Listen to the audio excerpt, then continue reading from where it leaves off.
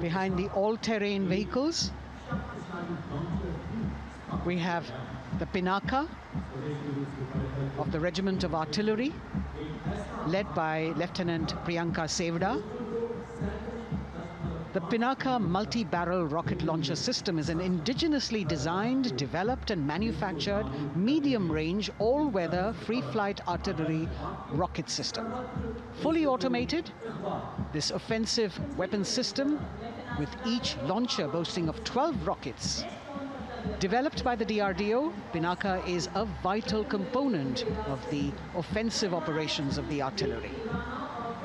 Sarvatra Izzat o Iqbal.